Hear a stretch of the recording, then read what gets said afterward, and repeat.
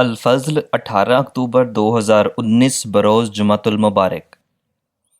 عالم احمدیت کا پہلا radio station. Chaudhry نعیم احمد باجوہ، مربی سلسلہ برکینا فاسو۔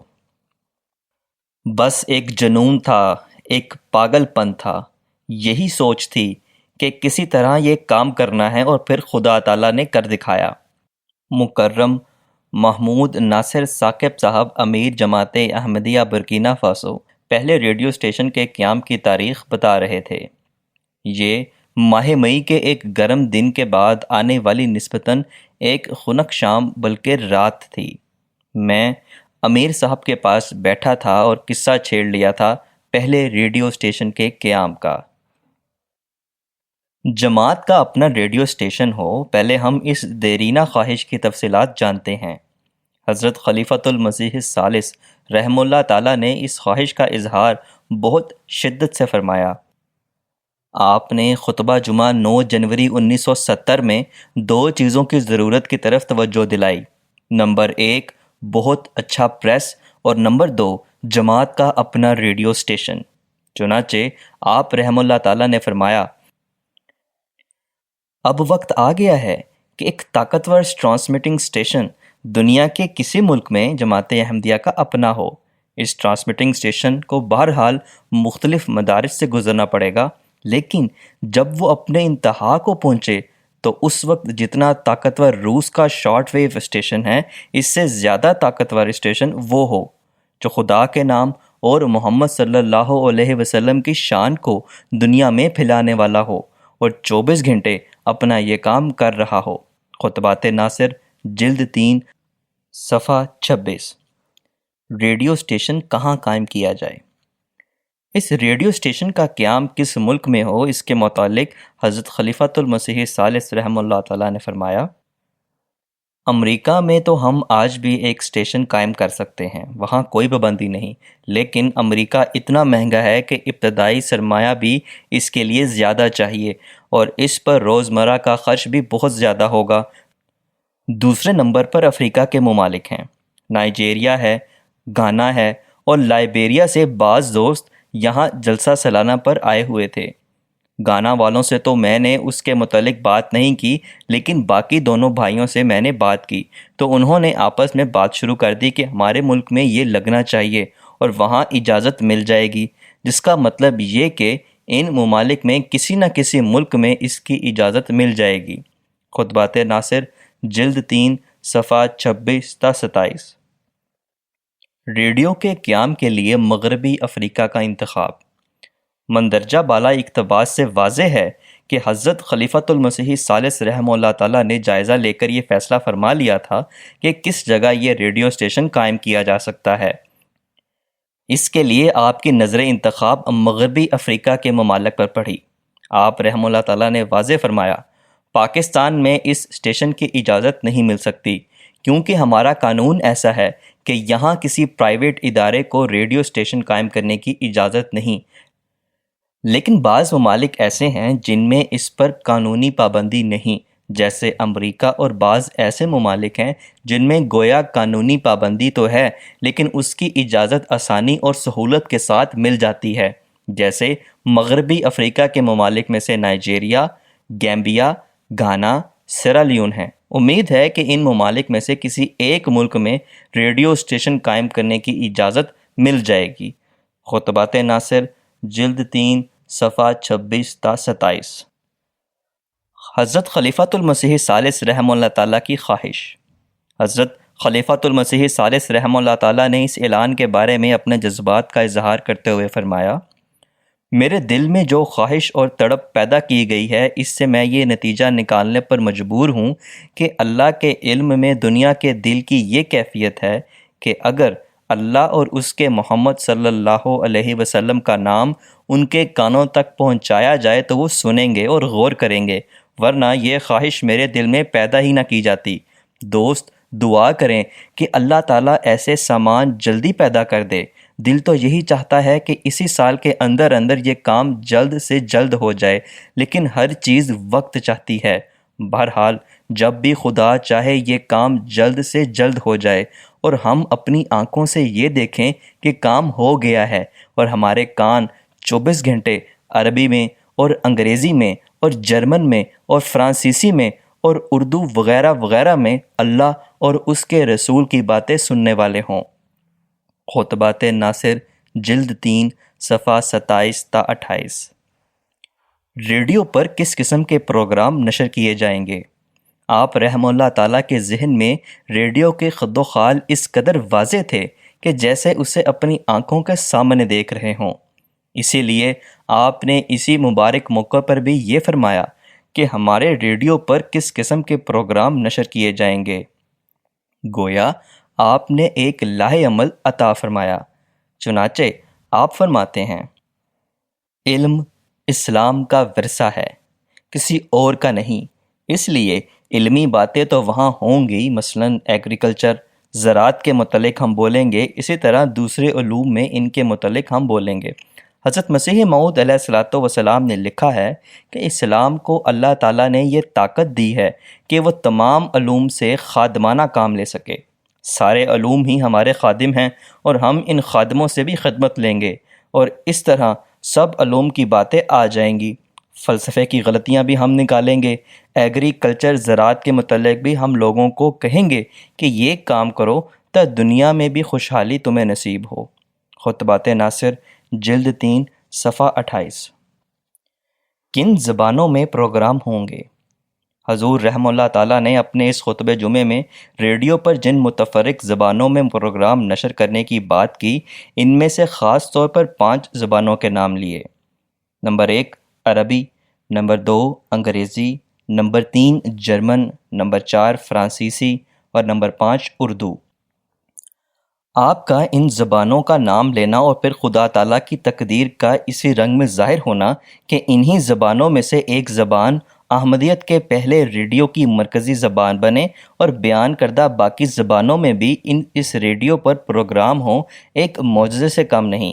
تفصیل اس اجمال کی آگے آئے گی۔ ہمارا ریڈیو لغویات سے پاک ہوگا۔ آپ رحمہ اللہ تعالیٰ نے ریڈیو کی تفصیلات بتاتے ہوئے اس طرف بھی توجہ دلا دی کہ جماعت احمدیہ کا ریڈیو بے ہودگیوں اور لغویات سے پاک ہوگا۔ وہاں سے جھوٹ کی بات پیش کی جائے گی، نہ گانا بجانا ہوگا۔ ان نشریات کی تاثیر آپ اس قدر دیکھ رہے تھے کہ دنیا خود پکار اٹھے کہ اس جیسا اور کوئی ریڈیو نہیں۔ یہ صاف ستھرا اور پاک تعلیمات دینے والا ریڈیو ہے۔ آپ نے فرمایا، انشاءاللہ یہ کام تو ہم کریں گے، لیکن گانے اور ڈرامے اور اس قسم کی دوسری جھوٹی باتیں وہاں نہیں ہوں گی، اور اس طرح ایک ریڈیو دنیا میں ایسا ہوگا جہاں اس قسم کی کوئی لغویات نہیں ہوگی، اور شاید بعض لوگ اس ریڈیو اسٹیشن کو ہم ان اللغو مورزون المومنون 4 کہنا شروع کر دیں گے۔ خطبات ناصر جلد 3 صفحہ 28۔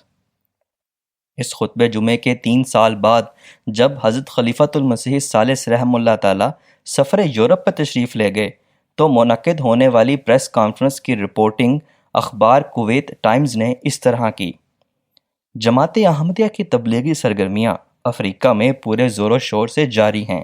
مزید برآں بہت سے یورپی ممالک میں بھی اس جماعت نے چھوٹے چھوٹے تبلیغی مشن قائم کر رکھے ہیں۔ حضرت مرزا ناصر احمد صاحب نے بتایا کہ جماعت احمدیہ اگلے موسم سرما میں مغربی افریقہ میں اپنا ریڈیو اسٹیشن قائم کرنے کا ارادہ رکھتی ہے۔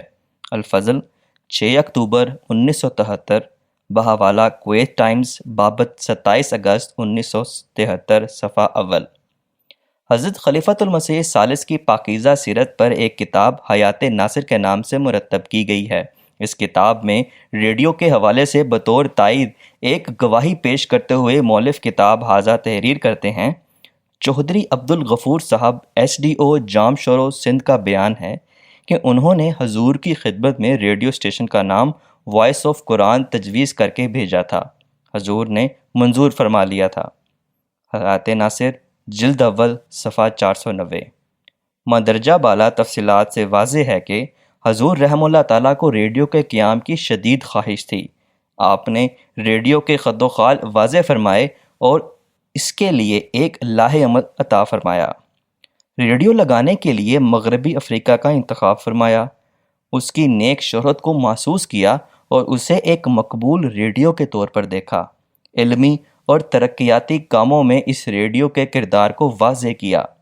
اس ریڈیو کو قرآن کریم کی آواز قرار دیا۔ یقیناً آپ کی خواہش کہ جماعت کا اپنا ریڈیو ہو اور پھر یہ ریڈیو مغربی افریقہ میں لگایا جائے اتفاقاً پیدا نہیں ہوئی، بلکہ علام الغیوب خدا نے ہی یہ منصوبہ آپ کے ذہن میں ڈالا تھا۔ الہی نوشتوں کے مطابق ریڈیو سے بڑھ کر مؤثر ذریعہ تبلیغ MTA بھی جماعت کو عطا ہو گیا، لیکن آج 21ویں صدی میں بھی ٹی وی اور دیگر سہولیات کے باوجود ریڈیو کی اہمیت اپنی جگہ قائم ہے، اور خاص طور پر افریقہ میں آج بھی اطلاعات و نشریات کا سب سے مؤثر ذریعہ ریڈیو ہی ہے۔ خدا تعالیٰ کی تقدیر نے غیر معمولی حالات اور بے سر و سامانی کے عالم میں اپنے پیارے اور محبوب بندے کی دلی خواہش کو کس طرح پورا فرمایا، اور اس ریڈیو کا قیام آپ کے ارشاد کے عین مطابق مغربی افریقہ کے اسی علاقے میں کروا دیا جس کا آپ نے ذکر فرمایا تھا۔ آئیے تفصیلات جانتے ہیں۔ ریڈیو نشریات کا ابتدائی منصوبہ اور مشکلات۔ مکرم محمود ناصر ثاقب صاحب فرماتے ہیں، میری تقرری برکینا فاسو میں ہوئی تو میں نے سوچا کہ کس طرح تبلیغ کے کام کو وسعت دی جائے۔ ایک آئیڈیا میرے ذہن میں آیا کہ مقامی ریڈیو پر وقت لے کر جماعت کے پروگرام کیے جائیں۔ چنانچہ میں نے اس کے متعلق ایک تجویز پیش کر دی، لیکن اس پر بہت سے سوالات اٹھے کہ یہ کام کیسے ہوگا، پروگرام تیار کون کرے گا۔ اس کے لیے ضروری ہوگا کہ پہلے پروگرام تیار ہو، پھر اس مسودے کو ایک کمیٹی چیک کرے اور پاس ہونے کے بعد اس کی آڈیو کیسٹ بنے، پھر اس آڈیو کیسٹ کو سنا جائے اور فائنل ہونے کے بعد ریڈیو پر نشر کی جائے۔ بہرحال ان تفصیلات میں پڑھنے اور وسائل ایسے نہ ہونے کی وجہ سے اس تجویز پر کام شروع نہ ہو سکا۔ یہ 1999 کی بات ہے۔ اس کے کچھ عرصے کے بعد حضرت خلیفۃ المسیح رابع رحمہ اللہ تعالیٰ نے اس عاجز کو برکینا فاسو کا امیر مقرر فرما دیا۔ چنانچہ میں نے دوبارہ اس پروجیکٹ پر کام کرنے کا منصوبہ بنایا، لیکن مشکل یہ تھی کہ جس طرح پہلی تجویز پر لوکل جماعت کی رائے تھی، اگر اسی طرح دوبارہ بات پیش کی جاتی تو پھر وہی سوالات سامنے تھے۔ اس مشکل کا ایک حل اللہ تعالیٰ نے میرے ذہن میں ڈال دیا۔ پروگراموں کا آغاز۔ خاکسار نے عربی میں شائع ہونے والا رسالہ التقویٰ لیا اور اس میں سے جماعت کے تعارف والا حصہ اپنے ایک معلم مکرم دار ابو عبد المجید صاحب کو دیا کہ اسے اچھی طرح سے تیار کر کے ایک کیسٹ ریکارڈ کریں۔ انہوں نے چند دن لگا کر اس مضمون کا ایک اچھا ترجمہ لوکل زبان مورے میں کر کے ایک کیسٹ ریکارڈ کر لی۔ میں نے اس کیسٹ کی کاپیاں تیار کروائیں اور مجلس عاملہ کے ممبران کو دیں کہ ہم نے ریڈیو کے لیے ایک پروگرام تیار کیا ہے، اسے سن کر رائے دیں۔ چنانچہ جس کسی نے بھی وہ کیسٹ سنی یہی رائے دی کہ یہ تو بہت اچھا پروگرام ہے، ریڈیو پر چلنے کے لیے بالکل ایسا ہی پروگرام بننا چاہیے تھا۔ چنانچہ خاکسار نے معلم صاحب سے التقویٰ کے چند اور مضامین ریکارڈ کروائے اور لوکل احباب سے چیک کروائے۔ سب نے ان پروگراموں کے بارے میں بہت اچھی رائے دی۔ اس پر ہم نے برکینا فاسو کے دارالحکومت اوگاڈوگو کے ایک مقامی ریڈیو سالا کولوٹو سے معاہدہ کر لیا اور ہمارے پروگرام مقامی ریڈیو پر نشر ہونا شروع ہو گئے۔ یہ ایک بڑی کامیابی تھی۔ کچھ عرصے کے بعد ہم نے حضرت خلیفۃ المسیح رابع رحمہ اللہ تعالیٰ کے خطبات جمعہ کا ترجمہ کرنا شروع کیا اور اسے مختلف ریڈیو پر چلایا۔ تھوڑے ہی عرصے میں دارالحکومت سے باہر دوسرے ریڈیو پر بھی ہمیں وقت مل گیا اور ہمارے پروگرام چلنا شروع ہو گئے۔ کام کا آغاز ہو گیا، خدا تعالیٰ نے نصرت فرمائی اور ہماری جھجک دور ہو گئی۔ ان پروگراموں پر بہت اچھا فیڈ بیک ہمیں موصول ہونے لگا۔ اپنا ریڈیو لگانے کی تجویز۔ عمدہ فیڈ بیک ملنے اور جھجک دور ہونے کی وجہ سے ہمارے حوصلے بڑھے اور ہم اپنا ریڈیو لگانے کا سوچنے لگے، لیکن ہمیں کوئی معلومات نہ تھیں اور نہ ہی اس کام کا تجربہ۔ یہ کام کیسے ہوگا اور کس محکمے سے اجازت لینا ہوگی، اس میں کتنی دیر لگے گی اور کیا خرچ ہوگا، کچھ بھی علم نہ تھا۔ تاہم رحیم و کریم خدا نے اس کا بھی بندوبست کر دیا۔ ہوا یوں کہ ایک احمدی خادم دفاتر میں پھر کر جماعتی کتب فروخت کیا کرتا تھا۔ اس کے ذریعے ہمیں متعلقہ دفتر کے بارے میں معلومات ملیں، پھر ایک آفیسر سے تعلقات بنے اور ان کے ذریعے ریڈیو کی ڈیمانڈ کی فائل مکمل کر کے جمع کروا دی گئی۔ مسلمانوں کو ریڈیو فریکوینسی دینے سے صاف انکار۔ ہماری درخواست پر کافی دیر گزرنے کے بعد بھی کارروائی نہیں ہو رہی تھی اور کوئی جواب نہیں دیا جا رہا تھا۔ ہم کوشش کرتے رہے اور یاد دہانی کرواتے رہے۔ بالآخر سپریم کونسل آف کمیونیکیشن کے صدر نے جماعت کے وفد کو بلایا۔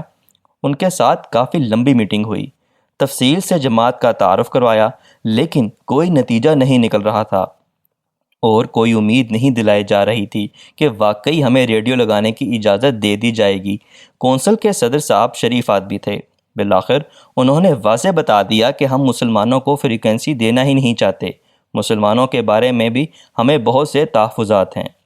اس وقت ملک میں عیسائیوں کے 17 ریڈیو چینلز چل رہے تھے، جبکہ مسلمانوں کا ایک بھی ریڈیو نہیں تھا۔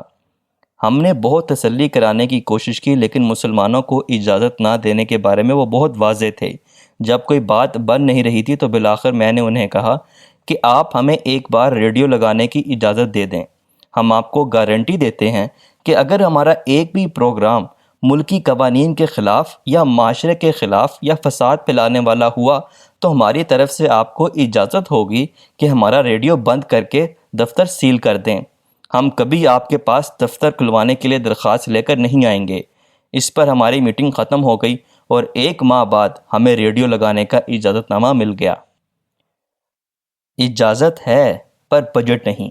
اس وقت تک ابھی ریڈیو کے بجٹ کی منظوری لی گئی تھی، نہ ہمیں اخراجات کا کوئی اندازہ تھا۔ اب اگلا مرحلہ ریڈیو لگانے کے لیے بجٹ کی منظوری کا تھا۔ ہم نے دعا کے ساتھ ڈرتے ڈرتے 5000 پاؤنڈ کا ایک بہت محتاط بجٹ منظوری کے لیے مرکز بھجوا دیا۔ حضرت خلیفۃ المسیح رابع رحمہ اللہ تعالیٰ نے شفقت فرمائی اور کچھ ہی دنوں بعد مرکز سے منظوری کا خط آ گیا۔ حضرت خلیفۃ المسیح رابع رحمہ اللہ تعالیٰ نے از راہ شفقت ہمارا تجویز کردہ نام ریڈیو اسلامک احمدیہ منظور فرمایا اور ریڈیو کی اجازت ملنے کے حوالے سے فرمایا الحمدللہ، جزاکم اللہ احسن الجزا۔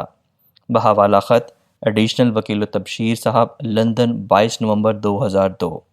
ہم نے 5000 پاؤنڈ کا اندازہ اس لیے لگایا تھا کہ اس رقم میں ہم کم از کم ریڈیو آن ایئر کر لیں گے۔ بجٹ کی منظوری کے بعد اوگاڈوگو میں ایک اٹالین بزنس مین سے ریڈیو کا سامان خریدا۔ اس نے ہمارے ساتھ بہت تعاون کیا اور بجٹ کے مطابق ریڈیو کے آلات ہمیں دے دیے۔ ہمیں 300 واٹ کا ایمپلیفائر اور 25 واٹ کا ریڈیو ٹرانسمیٹر مل گیا۔ ریڈیو انٹینا بنوانے کا کام ہم نے ایک لوکل ویلڈر کو گھر بلا کر کرا لیا۔ اس نے ہمیں 30-35 میٹر کا ایک انٹینا بنا دیا۔ اس طرح ایک پرانا ٹیپ ریکارڈر لے کر اور کچھ دیگر آلات لے کر ہم نے ریڈیو آن لائن کرنے کے قابل ہو گئے، اور اکتوبر 2001 میں بوبو جلاسو شہر میں ریڈیو کی انسٹالیشن مکمل ہو گئی۔ اس سارے کام کو پایا تکمیل تک پہنچانے میں مکرم بشارت نویس صاحب نے بہت محنت کی اور ریڈیو کی انسٹالیشن مکمل ہوئی۔ ریڈیو نشریات کا آغاز 31 دسمبر 2001 وہ بابرکت دن تھا جب پہلی بار ہمارے اپنے ریڈیو سے نشریات کا آغاز ہوا۔ اس سال ہمارے خدام الاحمدیہ کے اجتماع کے موقع پر گھانا سے مکرم نور محمد بن صالح صاحب اور لندن سے مکرم عبد الغنی جہانگیر صاحب بطور نمائندہ تشریف لائے تھے۔ ان دونوں شخصیات کی موجودگی میں ریڈیو کی افتتاحی نشریات کا آغاز ہوا۔ ریڈیو اسلامک احمدیہ کی مقبولیت۔ خدا تعالیٰ کے فضل سے اس ریڈیو نے بہت جلد ترقی کی اور تھوڑے ہی عرصے میں ریڈیو بہت مقبول ہو گیا۔ اس پر ہم تبلیغی، تربیتی، اخلاقی، معاشرتی، تعلیمی پروگرام کراتے، تلاوت قرآن کریم اور اذان نشر کرتے، خبرنامہ اور اعلانات نشر کرتے، بچوں کے پروگرام ہوتے، عورتوں کے مسائل، معاشرتی مسائل پر پروگرام ہوتے۔ الغرض مختلف نو پروگراموں نے اس ریڈیو کو ایک مفید اور قابل اعتماد ریڈیو بنا دیا۔ ہمارے ریڈیو نے اس قدر شہرت پائی کہ سرکاری سروے کے مطابق ریجن میں پہلے نمبر پر آ گیا۔ حضرت خلیفۃ المسیح الخامس ایدہ اللہ تعالیٰ بن العزیز کی ریڈیو احمدیہ میں آمد۔ 2004 میں حضرت خلیفۃ المسیح الخامس ایدہ اللہ تعالیٰ بن العزیز برکینا فاسو کے دورے کے دوران بوبو جلاسو میں بھی تشریف لائے۔ آپ نے از راہ شفقت ریڈیو اسٹیشن کا بھی معائنہ فرمایا اور چند منٹ لائیو گفتگو فرما کر اور ریڈیو کے سامعین کو سلام اور دعاؤں کا تحفہ دے کر عالمگیر جماعت احمدیہ کے اس پہلے ریڈیو کو اعزاز بخشا۔ حضور انور ایدہ اللہ تعالیٰ نے اس سادہ اور مختصر ریڈیو کو پسند فرمایا۔ قدرت ثانیہ کے 5ویں مظہر نے مسند خلافت پر متمکن ہونے کے بعد یورپ سے باہر پہلے دورے سے کامیاب مراجعت کے بعد خطبہ جمعہ میں اس بابرکت سفر کے حالات اور خدا تعالیٰ کی تائیدات کا ذکر فرمایا۔ آپ نے ازراہ شفقت برکینا فاسو میں بوبو جلاسو اور ریڈیو اسلامک احمدیہ کا ذکر بھی ان الفاظ میں فرمایا۔ برکینا فاسو کا ایک شہر بوبو جلاسو جہاں سے ایک خطبہ بھی نشر ہوا تھا، یہاں ہماری جماعت کا ایک ریڈیو اسٹیشن ہے جو تقریباً 70-80 کلومیٹر کی رینج میں سنا جاتا ہے۔ یہاں جمعے پر کافی حاضری یعنی 4-5 ہزار کے قریب حاضری ہو گئی تھی۔ احباب و خواتین آ گئے تھے۔ اس جگہ 90% آبادی مسلمانوں کی ہے۔ یہ سب ریڈیو کے پروگرام پسند کرتے ہیں، بلکہ مجھے بتایا گیا کہ ہمارے ریڈیو پر جو نظمیں نشر ہوتی ہیں وہ بھی بہت مقبول ہیں۔ غیر احمدی بھی یہ نظم اکثر پڑھ رہے ہوتے ہیں کہ میرا نام پوچھو تو میں احمدی ہوں۔ خطبہ جمعہ فرمودہ 16 اپریل 2004۔ ریڈیو اسلامک احمدیہ کے پروگراموں کی زبان، جیسا کہ الہی منشا کے مطابق حضرت خلیفۃ المسیح ثالث رحمہ اللہ تعالیٰ نے فرمایا تھا کہ اور ہم اپنی آنکھوں سے یہ دیکھیں کہ کام ہو گیا ہے، اور ہمارے کان 24 گھنٹے عربی میں اور انگریزی میں اور جرمن میں اور فرانسیسی میں اور اردو وغیرہ وغیرہ میں اللہ اور اس کے رسول کی باتیں سننے والے ہوں۔ یہ خدا تعالیٰ کا فضل ہے کہ پہلے ریڈیو کی بنیادی زبان اوپر بیان کردہ انہی 5 زبانوں میں سے ایک بنی، یعنی فرینچ، اور پھر عربی، انگریزی اور اردو میں بھی پروگرام چلے اور اب تک چلتے ہیں۔ جرمن زبان میں پروگرام تو نہیں ہوئے، تاہم جرمنی سے آنے والے مہمان ضرور اس ریڈیو پر پروگرام کر چکے ہیں۔ خدا تعالیٰ کے فضل سے برکینا فاسو میں اس وقت ہمارے 4 ریڈیوز چل رہے ہیں جن کا قیام 2005 اور 2007 میں ہوا۔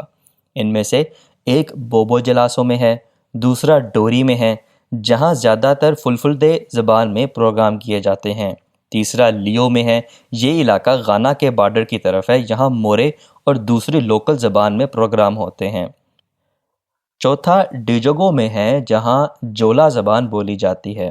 اب خدا تعالیٰ کے فضل سے کئی دیگر ممالک میں بھی جماعت کے اپنے ایف ایم ریڈیو اسٹیشن بن چکے ہیں۔ ان میں وقت کے ساتھ ساتھ بہتری اور مزید اضافہ ہوتا چلا جائے گا انشاءاللہ، لیکن پہلا ریڈیو اسٹیشن الہی نوشتوں کے مطابق خلیفۃ المسیح ثالث رحمہ اللہ تعالیٰ کے بابرکت الفاظ کے عین مطابق مغربی افریقہ میں لگا، اور اسی ریجن میں لگا جس کا ذکر آپ نے فرمایا تھا۔ این سعادت بزور بازو نیست، گر نہ بخشد خدائے بخشندہ۔ ریڈیو اسلامک احمدیہ بوبو جلاسو آج بھی باقاعدگی سے مصروف کار ہے۔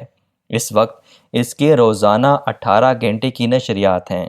رمضان المبارک میں یہ نشریات 24 گھنٹے کی ہو جاتی ہیں۔ بہت سارے پروگرام لائیو کیے جاتے ہیں۔